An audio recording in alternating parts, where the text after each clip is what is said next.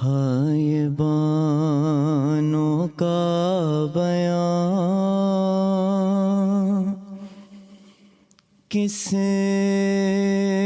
کو دوں اب لوریاں، ڈھونڈتی پھرتی ہے مادر ہے میرا صغیر کہاں، تیرا جھولا جل گیا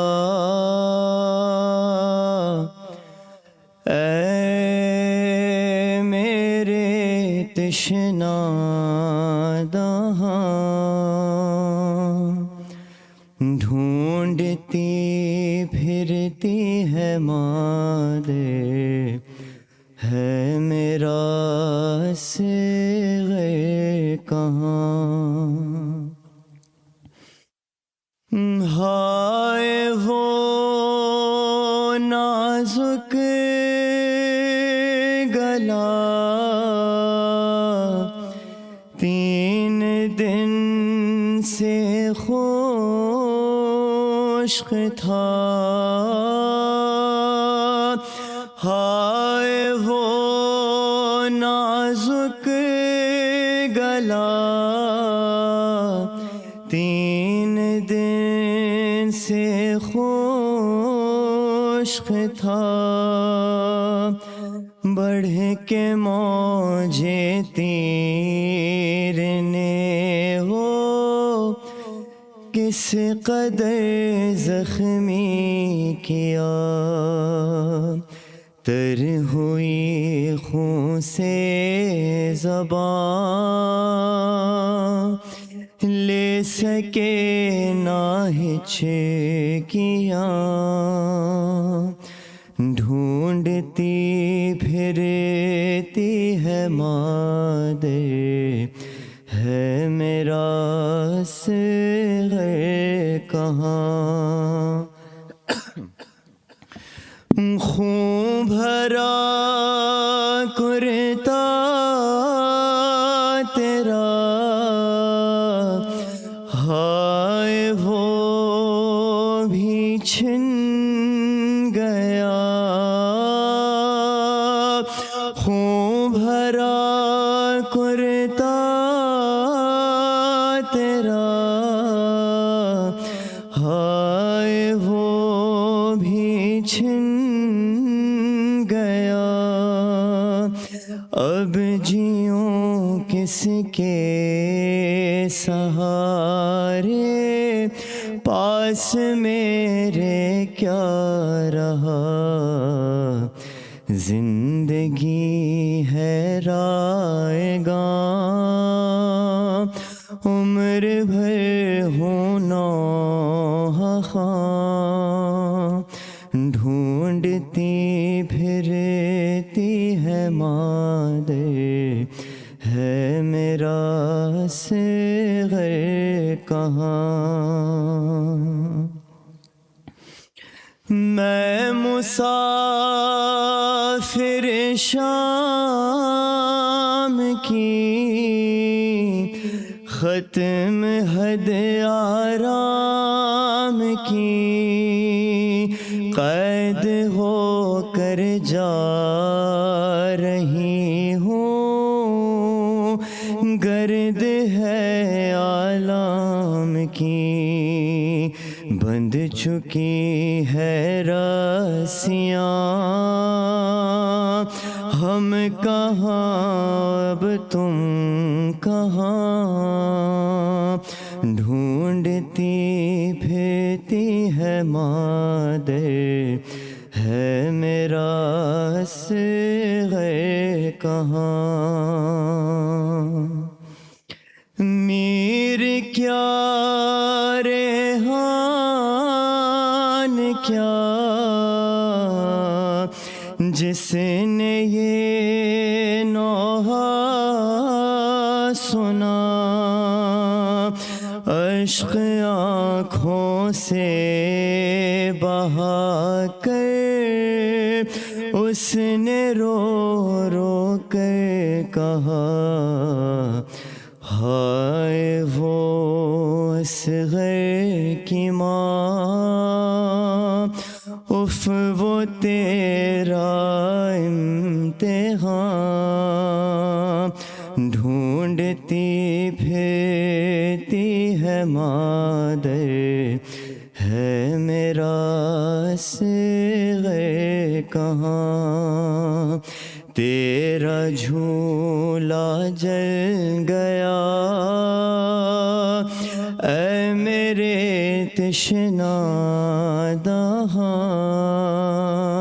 ڈھونڈتی پھرتی ہے مادر، ہے میرا اصغر کہاں. صلوات.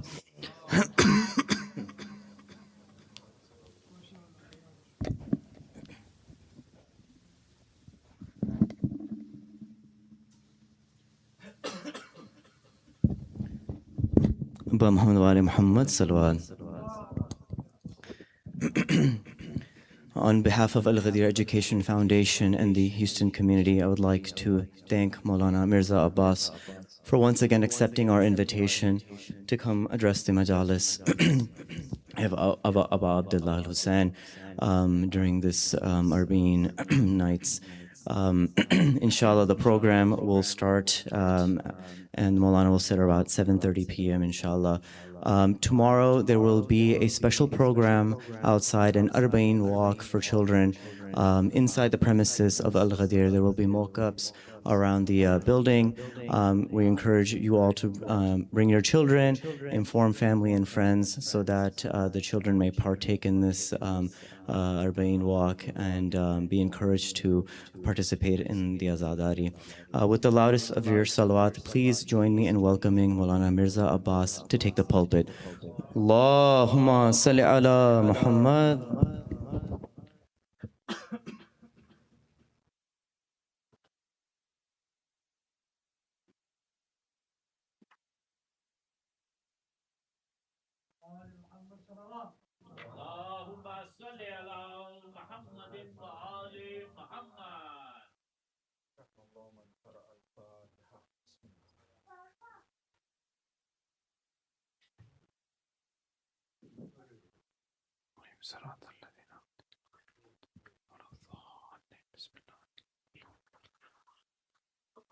اعوذ باللہ من الشیطان الرجیم بسم اللہ الرحمن الرحیم الحمد للہ اولہ بلا اول کان قبلہ وآخرہ بلا آخر یکون بعدہ الذی قصرت عن رؤیتہ ابصار الناظرین وعجزت عن نعتہ اوہام الواصفین ثم الصلاة والسلام علی سیدنا ونبینا حبیبنا و طبیب نفوسنا اشرف الانبیاء والمرسلین بالقاسم محمد اللہم صل وآلہ الطیبین الطاہرین المعصومین المظلومین ولعنۃ الدائم علی اعدائہم وغاصب حقوقہم ومنکر فضائلہم ومناقبہم اجمعین من علان الى قیام یوم الدین. اما بعد، عظم اللہ اجورنا و اجورکم والسلام علیکم جمیعا ورحمۃ اللہ وبرکاتہ. We extend our condolences to the Imam of our time on the eve of the martyrdom of Imam al-Rauf, As-Sultan Abul Hassan Ali ibn Musa al-Rida alayhi salam, and also to all of the lovers of Ahl Bayt alayhimus salam. As we all know that the eighth Imam holds a very special place in the hearts of all of the true lovers of Ahl Bayt, because he is the one who connects the remaining Imams from 7th Imam onwards till the 12th. And he himself in Nishapur, where there were hundreds of people recording the hadith, have mentioned that La ilaha illallah hisni, Kalimatul la ilaha illallah, pronouncing la ilaha illallah, is like a fort. Whoever enters the fort, amana min azabi. Whoever believes in Tawheed is protected from the azab of Allah.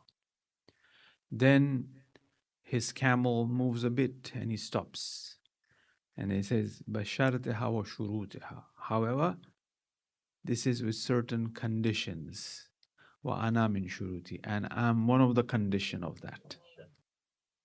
So the belief in the wilayat and imamat of the 8th, because some stop after 6, some stop after 4, some stop after 7, who are known as a waqifiyya. So those who stop after 7, they were known as a waqifiyya, waqifiyya, stopping. But those who believe in the 8th Imam, they believe they are the Ithna Ashari. They believe in all 12. So that's one of the reasons why he mentions that, wa ana min sharti. I'm one of the shart, I'm one of the condition of this. So the same way, his name is also Ali, as you have the wilayat of Amirul Mu'mineen Ali ibn Abi Talib. You have the wilayat of Ali ibn Musa Rada alayhi salam. These two wilayat are very important. And as a matter of fact, from a historical perspective as well, he was also given the vicegerentship, which he was forced to accept with the condition that I will not engage in any sort of political advice to Mamur Rashid, because he was invited from Medina as his fame, as his knowledge, because one of the title of the 8th Imam was Alim Ali Muhammad.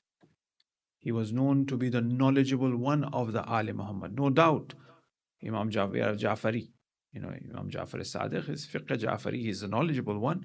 But amongst all of the Imams, one of the title given to the 8th Imam was the Alim Ali Muhammad, the knowledgeable one from Ali Muhammad. Right? So his knowledge, his presence, his communication, his relationship in Medina was becoming stronger and stronger.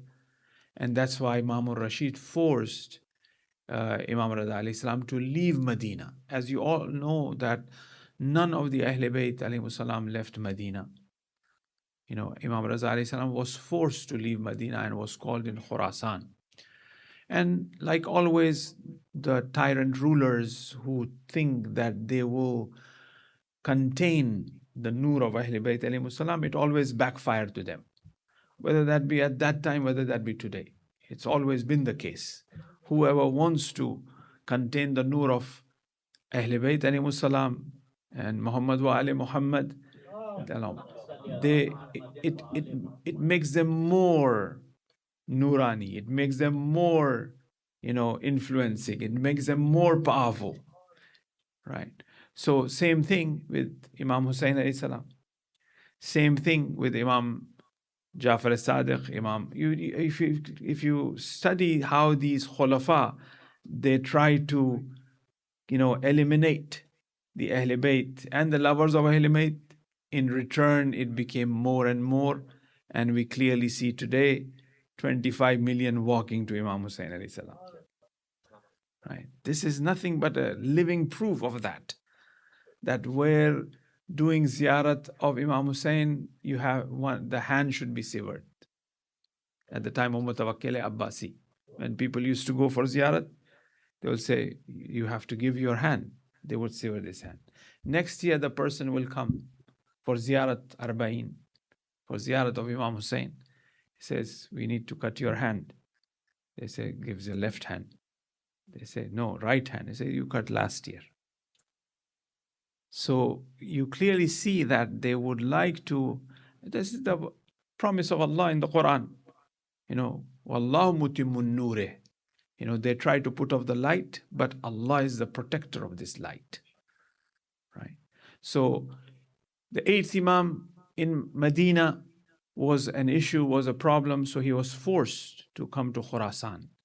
And in Khurasan, obviously, as it was closer to the Byzantine Empire, to the Romans and other places, and Mamur Rashid also claiming himself to be the promoter of academics, promoter of knowledge. For example, if you look at, you will not find the name of any of the Khulafa being praised by the Orientalist except for Imam Rashid, who established a school of Hikmat, Baytul Hikmah, who established schools of translating Greek texts. Sanskrit texts were translated in Arabic. Debates were going on in the courtyard of Imam Rashid. And Imam Mirza alayhi salam would attend and answer the questions being raised in Hebrew, in Aramaic, even in Sanskrit. He would reply to them in the very courtyard of Imam Rashid. That's why he was well known as the Alim Ali Muhammad. Right? Salawat ala Muhammad wa ali Muhammad. Now, I would like to reflect a bit in regards to two of his titles, through which we would like to have some understanding of the position, of the maqam, of the station, of the status of our imams. One of the titles, the most well-known, is Ar-Rida. We call Imam Mirza alayhi salam. However, his name was Ali, but we give him the title of Rida. What is this title? And these titles which the imams have is divinely appointed. The same way the imam is divinely appointed, these names and the titles of the imams are given by Allah subhanahu wa ta'ala himself. Somehow these title becomes famous among the people, divinely inspired by people. Allah inspires them with these titles, and also the Imam also mentioned that they should be given this title. Like, for example, you have the famous hadith in which Imam Hassan and Imam Hussein know that Shabbir or Shabbar, that was given from Allah subhanahu wa ta'ala. Jibreel came and brought this because they asked, you name. Prophet said, how can I? I would wait for Allah. He has the priority to do so. And then Jibreel descends with the names. Because names hold a very important value to the soul. There's a relationship of the name and the soul. And that's why, one of the right of a father towards the children in the Risale Huquq of Imam Sajjad alayhi salam is that the father should give a good name to the child. It's one of the haqq of the child. That the child should have a good name. Unfortunately, sometimes we try to look for a very, unique name we want, something different. What name could be better than Hussein? What name could be better than Ali? Right? Imagine where Imam Hussein naming all of his children Ali. All his children Ali, all his daughters Fatima. Right? What names are better than that? So name has a very important value and title at the same time. Even it is a very indigenous tradition to give title to the individuals, as we all know, especially where we live. You have these indigenous who have titles like, for example, Mockingbird, Dances with Wolves, so on and so forth. Wounded Bear. All of these titles were in accordance to the soul of the person. They would look at this individual, this person, he has suffered, he has lost his family, so he's a wounded bear. So that when the wounded bear comes, everybody knows that how to treat this person. Because this person have a background, we should treat him in that way. So that love and kindness remain among the community. So it becomes very important, right? And these are the titles. It's a very traditional sort of culture of giving titles among the indigenous, among the tribes, even the Arabs as well. They used to also give titles. Haydar, Karrar, for example, all of these titles, which Amirul Mu'minin had and other Imams and Masumin had. This is part and parcel of the people who are nomads, people who are have that tribal culture and indigenous culture. It has always been there. Now, same applies in regards to the title among the Masumin alayhi salam, that it is something that is divinely inspired. And there's a reason for those titles to be there, for us to comprehend and understand and come closer to the Imams through these titles, through what they are known for. in order that we achieve that proximity to the Imam, proximity to Allah subhanahu wa ta'ala through that. The other title of the 8th Imam is Imam al-Rauf. He's known as Rauf. What does really Rauf mean? We may translate as Rauf being merciful. However, it's not being or kind. However, it is something much deeper than being just kind or being just merciful. If Rauf means being merciful, then what's the difference between Rahman and Rauf? Because Rahman is also merciful. Rauf is also merciful. Or for example, if it is, kindness is being Kareem, then what is Rauf, for example, right? Just in the margin, I would mention and I would recommend our youth to look into, there's a text by Toshihiko Isudzu, which is actually looking at the ethical concepts in the Quran. Toshihiko Isudzu was a great scholar from Japan. And in 1960, he translated Sharh Manzume, which is the philosophical text of Mullah Hadi Sabzawari, in 1960 from Arabic to English. He knew 35 languages. And he came to Iran in 1970 and became very close friend with Allama Tabatabai. And Allama Tabatabai would say that Toshihiko's Arabic is better than him. And this is on Google as well. There's a PDF of it, ethical concepts in the Quran by Toshihiko Isudzu, in which he kind of, just is in the margin in order for us, because he clearly says that translation doesn't do the proper job to the meaning. Okay, we translate and we think that we understand, or we read the translation of the Quran and we think that we understand. Actually, we don't. There's much deeper meaning behind what it has just been translated as such. Just one example I will give, and because I have to go to discuss something else. I wasn't planning to talk about this. Like, for example, kufr. We translate kufr as disbelief. Somebody who's kafir, we say is not believer. However, kufr is actually opposite of shukr. Somebody who is ungrateful is known as kafir, not somebody who doesn't believe. Therefore, a believer can be a kafir as well. Why he is kafir? Because he is ungrateful of the blessings which Allah have given him. So, kufr is actually opposite to shukr. Unlike we translate kufr as unbeliever. It's not, kafir is not unbeliever. Yes, he may be unbeliever too, but a Muslim is also kafir. Why? Because he is ungrateful for the blessings that Allah have given him. That is why if you look at the ayah of Ghadir, it says the kafirs have gone, hopeless. In Ghadir, they were all Muslims. Why is the ayah saying the kuffar have become hopeless by the announcement of wilayat of Ali ibn Abi Talib?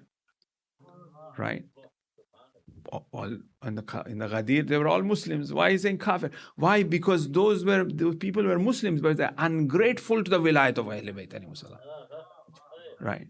So the concept, so what he says, his methodology of understanding the Quran is we have to understand the concepts in the Quran, the ethical concepts that are there. If we understand the concepts in the Quran, then we will understand what is the worldview of the Quran. So it becomes very important for Muslims to understand what is the worldview of Allah actually. Quran is kalimat of Allah. So what is the worldview of Allah? What is the worldview of Quran? So if we understand these concepts and compare them, then we will be able to understand. For example, jahl. We said jahl as ignorance. Jahil is somebody who does not have knowledge. But it doesn't mean that. Because somebody who stands up and here and shouts and this he is very knowledgeable person. But jahil hai. Why are you calling him jahil? He's not jahil. He is a doctor. He is an engineer or he's educated. But you still call him a jahil. But when we translate jahil as, or somebody jahil as, we say he's not knowledgeable. See?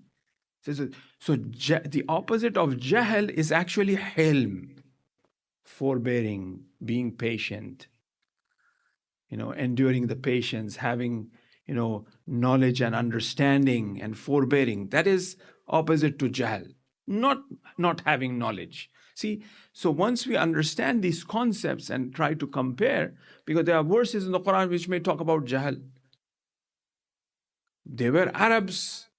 They were from the period of Jahiliyyah, but they were very forbearing. They had that. They are not considered as jahil in that sense of the word, right? So, in the same light, for example, we have a hadith which says that man mata, a person who dies without having the knowledge of Imam Zamana, mata mitatan jahiliya. So this jahalat is actually not having not just the knowledge, but this means that all good actions that this person have, it is jahal. It will end up as having not hilm. Right? So it becomes very important. So I would advise my youngsters to look into this book and to read and reflect. It's a very great. Apart from this book, he has many books. Toshihiko is so many books on Irfan and on Islam and particularly Shia understanding of deen, of religion, of Quran. Yeah, Allama Tabatabai's methodology was actually understanding Quran by Quran through the verses of the Quran. Toshiko's methodology is understanding the Quran through the concepts, not through the verses. Okay? Then we'll be, see, what do I mean by understanding the verses of the Quran by Quran? Means that, for example, it says, Sirat al-ladina an'amta alayhim. The sirat upon which you have done an'am, which have sent the bounties. Now, what is this an'amta? In another verse, it says, An'am Allahu alayhim min ash-shuhada'i min as-salihin min an-nabiyyin. There's a verse of this accord in which says that, what is this path? The path upon the an'amta alayhim, the path upon which there is this an'am, there is this bounties. In another verse, it says that Allah have sent bounties, an'am, upon nabiyyin, upon siddiqeen, upon shuhada, upon salihin. These are the four. So are we from nabiyyin? Are we from siddiqeen? Siddiqeen means that somebody who have never turned the back to haqq. They may name them siddiq, right? But somebody who have never turned their back to the truth and to tawheed. And it was no one but Siddiqul Akbar, which is Amirul Mu'mineen. Right? Because there were no Arabs who have not bowed down to the idols, except Ali ibn Abi Talib and Rasulullah. And some of the, Abu Talib and those who remain on the Mazhab Ibrahimi. But all of the others, they were head of the tribes and whatnot. They all bowed. But they cannot be from the Siddiqeen. Because they have somebody who is Sadiq, and Siddiq is the one who have always been, towards the truth. Yes. So, are we from Nabiyyin? Are we from Siddiqeen? Are we from Shuhada? Then what remains is the Salihin. That's why we say, وَالْحُقْنِ بِالصَّالِحِينَ. We do dua. Oh Allah, make us connect with the Salihin. Why? Salihin are which people? An'amta alayhim. The dua that we do, the Surah Hamd that we pray, is reminder of Salihin. In the beginning we say, An'amta alayhim, Assalamu alayka, ya ibadallah, Salihin. In salam we give. So beginning Salihin, end Salihin. So this is actually tafsir of ayah to understand the ayah of the Quran. This is the methodology of Allama Tabatabai. Toshiko was a concepts. So I think I would leave it there for our youngsters to reflect a bit. And maybe perhaps in our future discussions, maybe we can kind of every now and then remind us of some of those ethical concepts that are there in the Quran. Salawat ala Muhammad wa ali Muhammad. Now, let's look at That's why then Rauf and Riza, all of these becomes very difficult if we just pay attention to the translation of it. We have to understand on a deeper level by which we could have ma'rifat, by which we could have the knowledge and understanding of who our imams were. They cannot be compared to anyone. They are as if laysa kamislihi shay. As Allah is somebody who is laysa kamislihi shay, the same way the imam on earth is like laysa kamislihi shay. There is nobody like him. Now I will come back onto this laysa kamislihi shay Allah and also laysa kamislihi shay imam. Why? Because the imam is reflecting, is the shadow, is the khalifa, is the mirror of the divine. But at the same time, he is the creator, creature. He is the created one. At the same time, he is the abd of Allah subhanahu wa ta'ala. But at the same time, he's laysa kamislihi shay. Can you point me anybody like in the time of Imam Jafar as-Sadiq alayhi salam, like Imam Jafar as-Sadiq? Can you point me anyone like, in the time of the third Imam, like the third Imam? Laysa kamislihi shay. There isn't anybody. Right? So they even reflect or manifest that nature of the divine, which is laysa kamislihi shay. That is an imam. Right? So it becomes very important to have this background of knowledge in order to comprehend the reality and the truth that is of the imams. Now, if you look at, for example, we all are, the truth is that we are all on a journey. When it comes to Islamic mysticism in Irfan, in Ilm al-Irfan, that's how things are understood. See, there is a methodology of understanding reality in every ulum, in every sciences. We dissect, we look, we try to understand what is this, how this functions and what is the reality of this, what is the substance, so on and so forth. We try to understand. In philosophy, the same way, wujud, what is wujud, what is existence, what type of wujud is this, how this wujud came into existence, what are those different causes that brought this wujud into existence. Like, for example, this mimbar did not just come into existence just like that. There were at least 8 causes, or maybe, 5 causes, because of which this mimbar is here. If these 5 causes was not there, this mimbar will not be here. For example, first cause, the wood. The second cause, the form. The mimbar has to be this form. Right? The third cause, the person who made it. The fourth cause, Taqi Bhai wanted the mimbar, that's why it is here, otherwise it will not be here. The Al-Ghadir wanted this mimbar to be here, otherwise all of the 4 causes are there. If they don't want, it will not be here. Right? So that's how you try to analyze existence and wujud. This is just in regards to the different types of illat and causes that are there. Then in terms of its, accidental cause, accidental reality of it, quiddity of it, existence of it. In Irfan as well, in mysticism as well, there's actually a journey of the names of Allah subhanahu wa ta'ala. Every soul journey different names of Allah, knowingly or unknowingly. And death itself is nothing but a journey of a soul journeying the name of Mumit of Allah. When we journey the name of Mumit, that means that we die. That means that we see that name of Mumit. That name of Mumit manifests to us, which make us transfer from this dunya to the next world. Depending on the purity of the nafs of a person, these manifestations unfold for that person.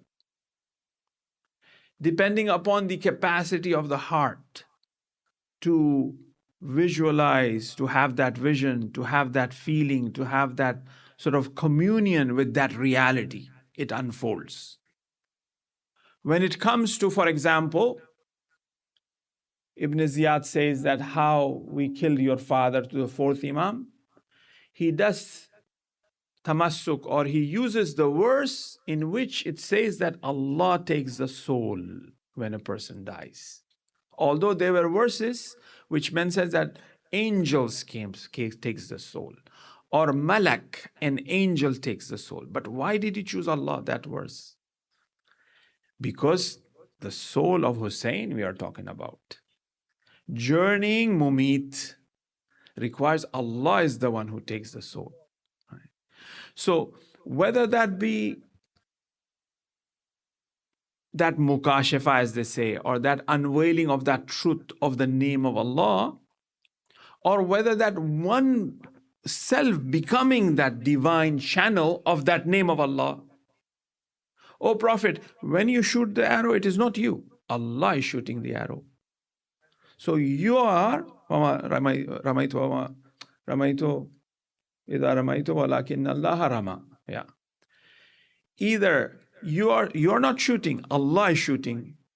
So that means that your soul is journeying through that action and becoming that action which is of Allah. There's you is not there. You have annihilated, you have become fana in the action of God.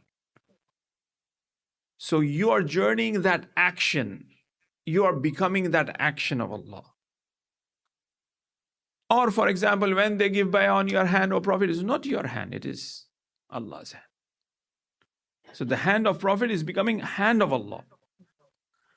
And sometimes when Ali sleeps in the bed, it becomes a nafsullah. And it's not rocket science. It's common sense. We all journey through that. Our actions becomes that. Perhaps as it was the time of the Quran, it was recorded, it was mentioned in that fashion. But later on, okay, the Quran is not there, the Wahi is not there. However, the nafs journeys. Now, there is no time limitation as well for the soul to journey. That doesn't mean, for example, وَمَا رَمَيْتُ إِذْ رَمَيْتُ وَلَكِنَّ اللَّهَ رَمَى. Prophet, you're not shooting, it is actually Allah shooting. That doesn't mean that when Imam Zamana comes and he shoots, it is Imam Zamana shooting. No, that is also Allah shooting. Because his action is also action. However, in terms of the horizontal reality of time, they are different. The Prophet and the 12th. Or other Imams in between. Right? It is la hawla wa la quwwata illa billah at the end of the day. It's la hawla wa la quwwata illa billah. Whether that be Rasul, whether that be 12th Imam. And this la hawla wa la quwwata illa billah at the end of the day, or in the nutshell, returns back to the soul, to that individual. You have the 12th and you have the Rasul here. That will reflect the whole of Allah in the full sense. I am doing this whole, this is me. But Rasul is doing that whole. That is the divine. Right? So it's that journey of these souls, which is not restricted by time. So when we say rida, the ayah of the Quran says, radiyallahu anhum wa radwan. Allah inse razi hai aur ye Allah se razi hai. So what is at play here? What is that reality in between them and Allah and them? For example, we are friends with each other. We are radi with each other. Now, 10 years ago, we were radi as well. I have my dear brother who moved from Dallas here, Houston, and I'm lovely to see him. May Allah give you all success, and him as well. Recite one loud salawat ala Muhammad wa ala. So we were radi before, we were pleased with each other before, and here, now this being pleased and the love and kindness and the relationship of being pleased, time has not limited that. It's the same. Perhaps the quality may have increased, but it is the same at the end of the day. So what I'm trying to say is that time is not a limiting factor of the reality that is existing. Now, when we are saying he is Rida, which is the 8th Imam, that means he is manifesting, he is reflecting the Riza of Allah. Now, whether this Riza between Ali and Fatima, Rasul and Ali, what is at play here is Rida. And who is that Rida? That is Imam Riza. Because he is the loci of that reality. Allah have chosen him to be the loci. Allah have chosen him to be manifesting or reflecting the Riza. And he is not limited with time because he has become one with the Rida because of his purity. So that's why he's known as Riza. So any ridayat, any pleasure, no matter where. Now, I know you guys understand this, but this doesn't mean that there is any form of, na'uzubillah, degrading of other imams or other prophets as such. No, not at all. This is just trying to point out to that Allah have chosen the 8th Imam with this special attribute of Rida of His, which will be and which is at play from Azal till Abad. And he has become one with that Rida. So that is Rida.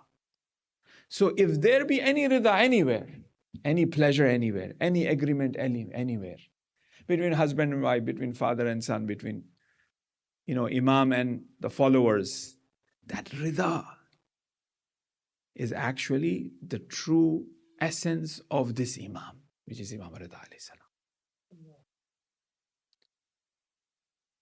Because we have clearly mentioned that it is not limitation of time here.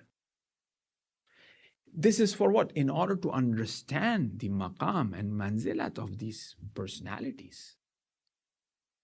I'll just mention one thing in the margin here. Imam Hussein is Imam Hussein. But what do we say? We say, Ya Kashif al-Karb an wajhil Hussein, Qamar Bani Hashim. Hussein is Hussein. The Karb of Hussein, Ikshif Karbi, bihaqqi haqiq al-Hussein. The Kashif al-Karb of Hussein is Qamar Bani Hashim. The true Kashif al-Karb is Allah for everybody, no doubt. But here, in this wird, in this dua, we say Kashif al-Karb and Wajhil Hussein is Qamar Bani Hashim. And for the sake of your brother, please take care of my problem as well. Now, this is not, na'uzubillah, in order to say, oh, what is this? Imam Hussein is asking help from Abul Fazl Abbas. No. It's trying to point out to the maqam and manzilat to understand who Abbas is. That's what it is. Right? For example, we find in the case of Amirul Mu'mineen alayhi salam as well, holds that wilayat. Right? In terms of his internal reality, where Rasulullah goes to the Mi'raj, God extended the hand of Ali, spoke in the style of Ali. Ali was there prior to him being there. This is in order to, and Ali says, I'm the slave and slave of Muhammad. Right? So the question is of ma'rifat and understanding that. Right? These are the Imams and Masumeen. One little, discussion in regards to Rauf, because I have mentioned, although time is running out. Now that is Imam Rida alayhi salam. So if we want any sort of pleasure, radiyallahu anhum wa radwan, the mediation is Imam Riza. If you want the rizayat of Allah, the rizayat of Imam Riza alayhi salam is in it. He will be the one who will be playing that role. Right? Because he is Rida. Rauf, Rahmat is a very, like as we said, these concepts, we have to understand this. Rahmat is a very general term which also includes that a suffering of a person can also be mercy of Allah. Somebody is suffering, मगर क्योंकि इसमें खुदा की रहमत है, इस suffering में रहमत ही है ये, मसलहत है, रहमत है. We call that as even mercy. Like for example, you give shots to a child, vaccine to a child, the child will cry. is hurting the child. But there's mercy in it because it's beneficial for the child. But Rauf is somebody which contains not just the rahmat, but the lutf as well. The grace which makes the action or which becomes the reality that there will be no sort of pain whatsoever at all. So there's no, understanding of that there is a pain and difficulty, but this is actually mercy. No. When it comes to Rauf, it's not that, Imam Rauf, Imam will grant without any pain at all. That is Imam Rauf. That is Rauf. That's somebody who will not bear to even hurt or give any sort of pain to anybody in order that one have to give. Because one is trying to achieve something. When one is trying to achieve something, goes through trouble and pain as well, but that rahmat is there. But when we look at Imam Rauf from way far, we can achieve without any pain. He will just give. That is Imam Rauf, which have that lutf within it. Lutf is something that is higher and greater than just general mercy, which means that is a specification of making sure that one reaches its purpose and its goal. That is why the imamat in theology returns back to the lutf of Allah. Because Allah is not just merciful, but He's also latif. He's also kareem. He's also have that lutf. So as there's that lutf, He would have imamat as a guide, as guidance. He would not just send a general Rasulullah's mercy to mankind. Anbiya, prophets are mercy to mankind. No, but because Allah's wujud, Allah's existence, and the attributes of Allah have that lutf, that special favoring and grace, which will allow and which requires, actually, not allow, which requires for Allah to have the principle of imamat as well. Because Imam is the one who not just shows you the path, but he will take your hand and make you reach that. That is lutf of Allah. And that's why he has, the imamat is there. So Rauf, in terms of his attributing nature, it contains within it the rahmat and also lutf. It's together. So it is of a more prestigious quality or attribute rather than just mercy as such. Right? Now, that's what title's been given to Imam Rida alayhi salam, because that's how he was in his life. Nobody have seen him speaking in a rude way or in a loud way or in a bad way to anyone. He would call his servants on the same food mat and would have food with them. He was the most kindest person ever. He would never laugh loudly, for example, some of the attributes. He would always smile. He was caring, he was kind, not only to human beings, but even to animals. The story of the deer is there. The story of the sparrow is there, where the sparrow comes and speaks to the Imam and complains of a snake attacking the nest. So he tells to Suleiman, his companion, go and take care of the sparrow nest. So that is Imam who's Rauf, who's kind, who's caring, who does not want to hurt anybody. He has never hurt anyone. Right? Even the animals, leave aside the human beings and the followers. Allama Tabatabai would say, as soon as you enter the haram of Imam Raza alayhi salam, you could see through the walls the Raufi nature of Imam Raza alayhi salam. So beautiful. Right? You could sense that, you could feel that. And many of those who have gone, and this is very unique, special beauty in the harams of the Masumin. In Mashhad is something else, in Karbala is something else, in Najaf is something else. It's amazing, it's fascinating. And one never get, tired, or one is never, the thirst is not fully quenched. We would like to go over and over again. Okay, now we have gone to Karbala. Okay, why do you want to go to Mashhad? No, Mashhad we have to go as well. Karbala we have to go as well. Qazimain we have to go as well. It's fascinating. It's so powerful. It's so beautiful. So unique. Because they all contain different forms and types of manifestations and mercies, while having other attributes of the divine nature in them. There are certain which protrude out, which the presence of those attributes and those reality, that spirituality is greater. And that's why we are never sort of satisfied, or our thirst is quenched just by going to the one imam as such, for example, because we want to be, benefit from different, attributes of Allah subhanahu wa ta'ala.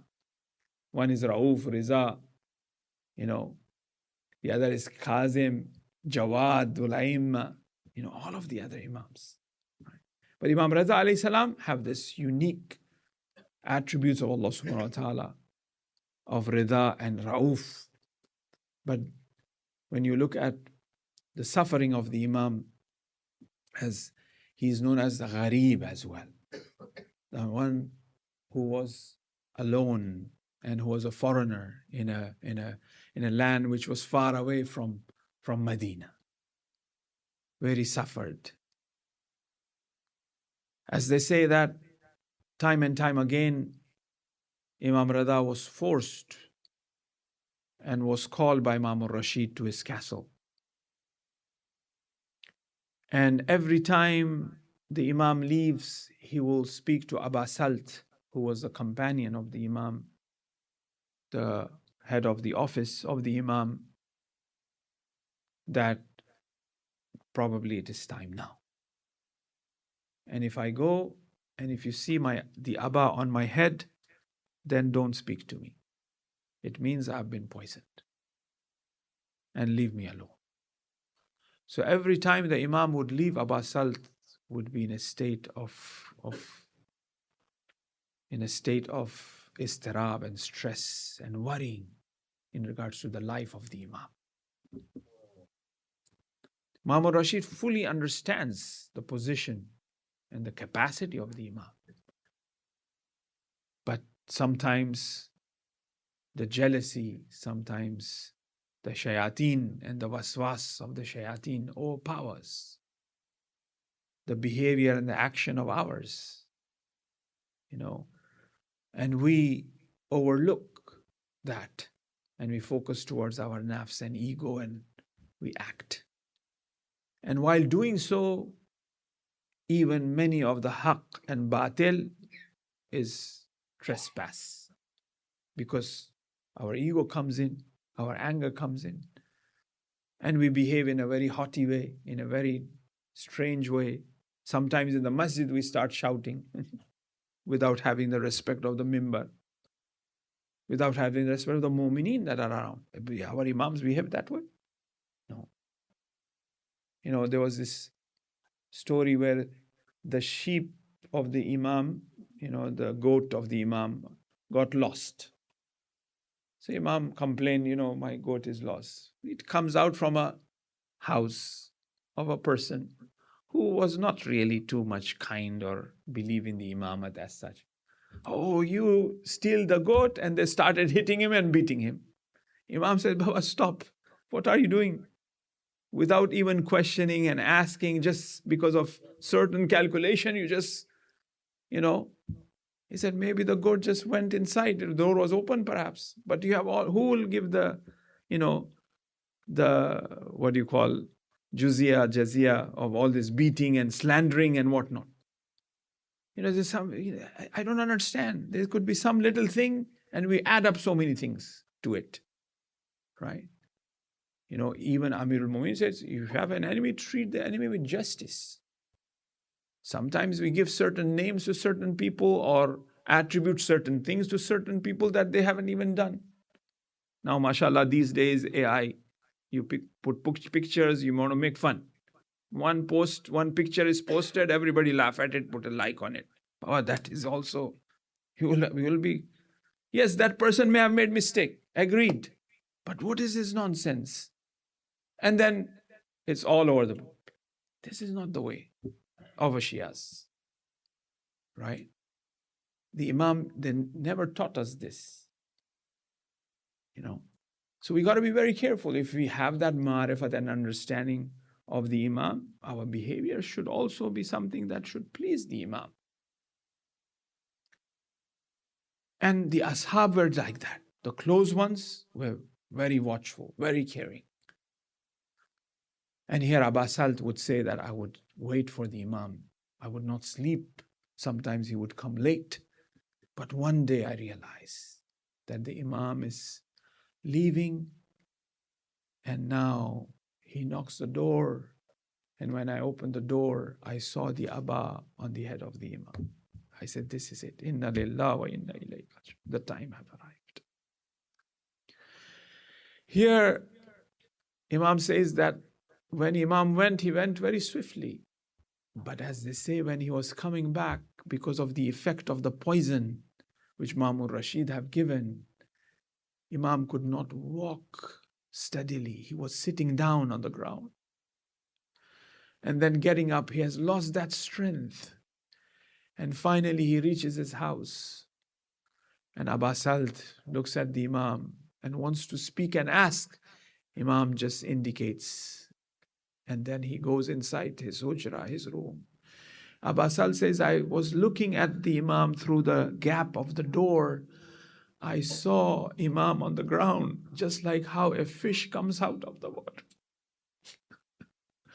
Or just like how a person, when it's bitten by a snake, and how painful is that for that person.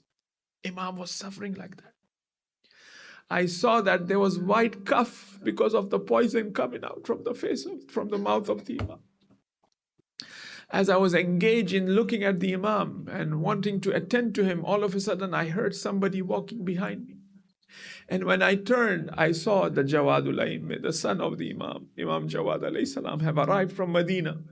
Abbas said that I was shocked to see Imam Jawad there, where Medina and where Khurasan.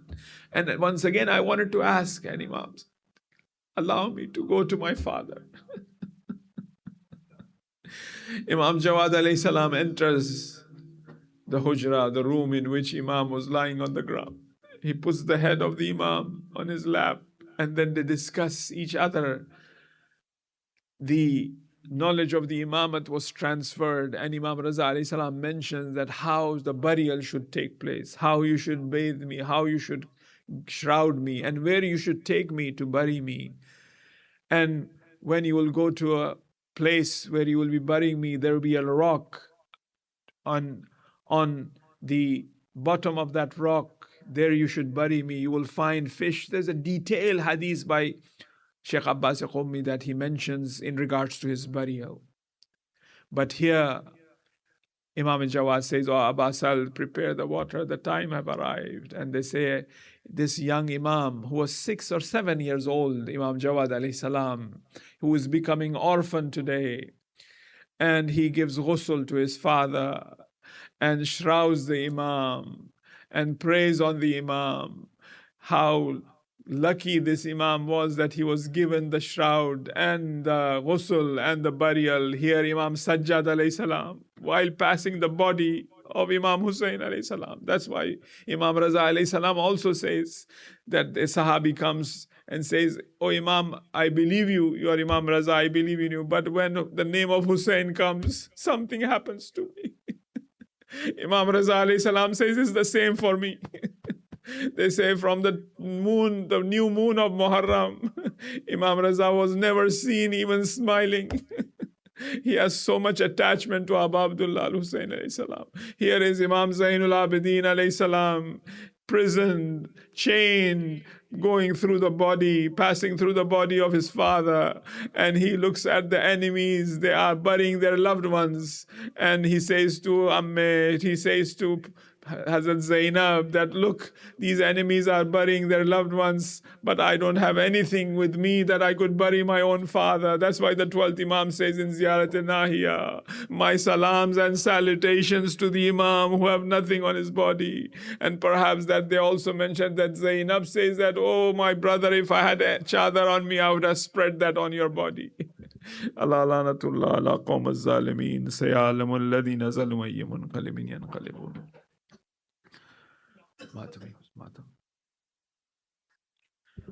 Ya Hussein.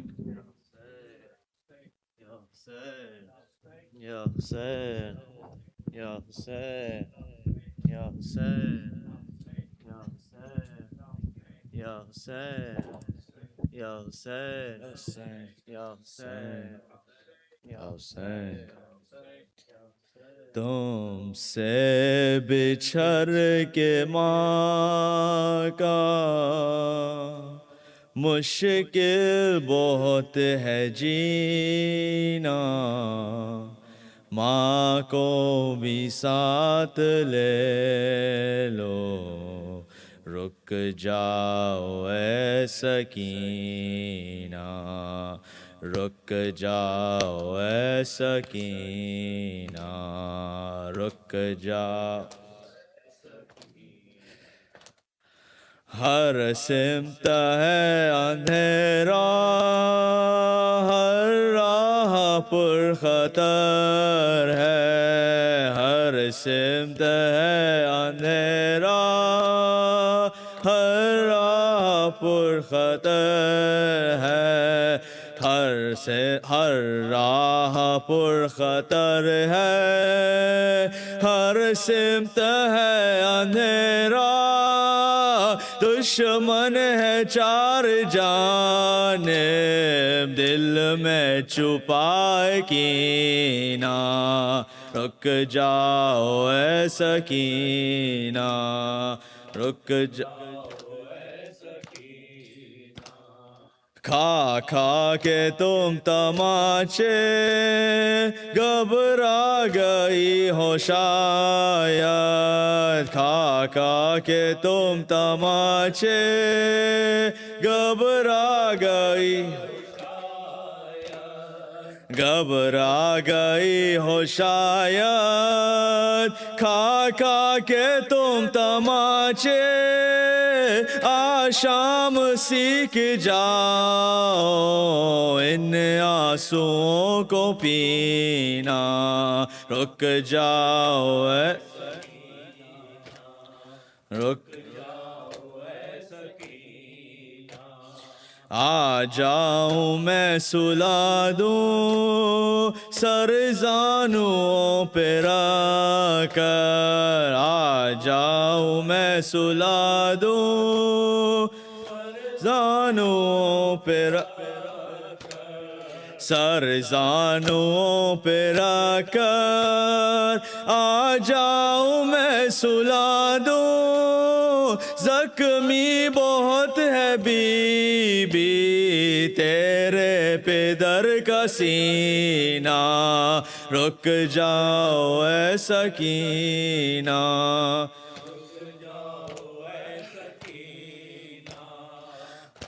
اموں کو جانے مادر اس طرح مت صدا دو، اموں کو جانے مادر اس طرح مت صدا دو، اس طرح مت صدا دو، اموں کو جانے مادر عباس کی جبین پر آ جائے گا پسینہ، رک جاؤ اے سکینہ، رک جاؤ اے سکینہ.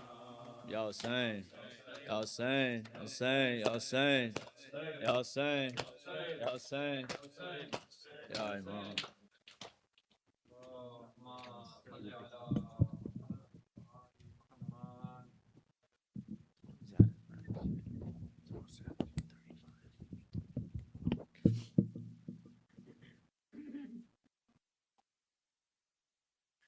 السلام عليك يا رسول الله. السلام عليك يا نبي الله. السلام عليك يا خير خلق الله خاتم النبيين ورحمة الله وبركاته. السلام عليك أمير المؤمنين علي بن أبي طالب. السلام عليك يا فاطمة الزهراء سيدة نساء العالمين. السلام عليك يا خديجة الكبرى أم المؤمنين. السلام عليك يا أبا محمد حسن المجتبى. السلام عليك يا أبا عبد الله الحسين وتسة المعصومين من ذرية الحسين. السلام على الحسين وعلى علي بن الحسين وعلى أولاد الحسين وعلى أصحاب الحسين، خصوصا سيدي ومولاي أبو الفضل العباس بن أمير المؤمنين. السلام عليك يا غريب الغرباء يا معين الضعفاء والفقراء، السلطان أبو الحسن علي بن موسى الرضا، راضي بالقدر والقضاء ورحمة الله وبركاته. السلام عليك يا صاحب الزمان. السلام عليك يا إمام الإنس والجان، عجل الله لك فرج وجعلنا من أعوانك وأنصارك والمستشهدين بين يدي ورحمة الله وبركاته. اللهم صل على محمد وآل محمد. اللهم صل على محمد وآل محمد.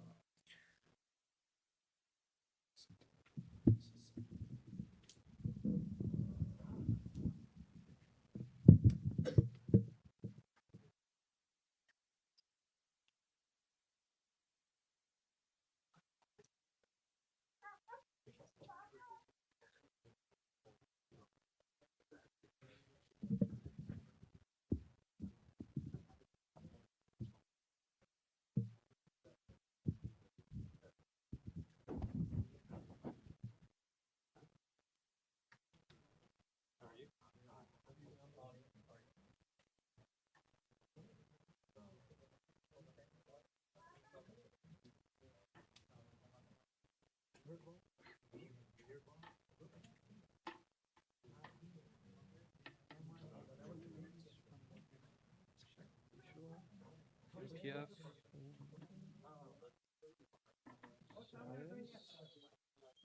35. Yes. Currently 33. Let me lower the mic for you.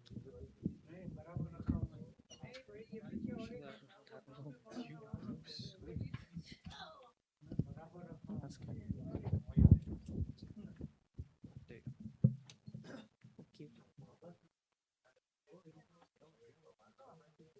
Mine said 8:30. Your app said 8:30. Let's start. أعوذ بالله من الشيطان الرجيم.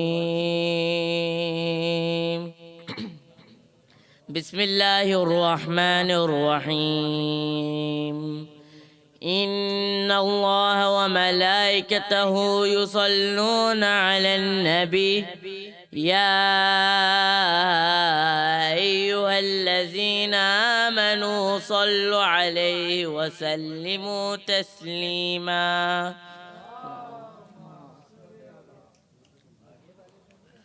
الله أكبر الله أكبر الله أكبر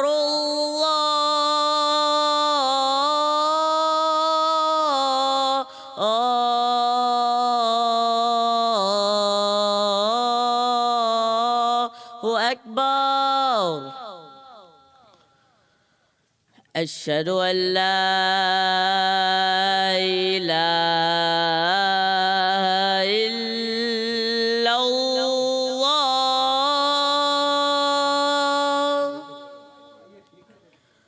أشهد أن لا إله إلا الله.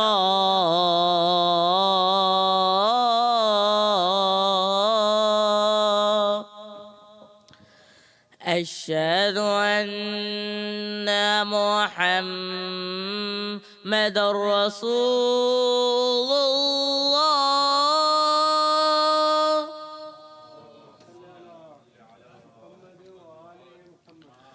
أشهد أن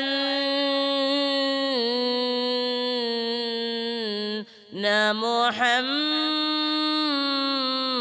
رسول الله.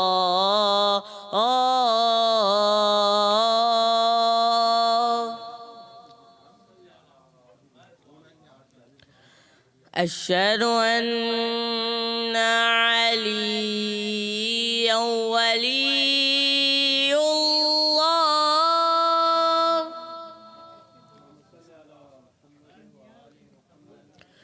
أشهد أن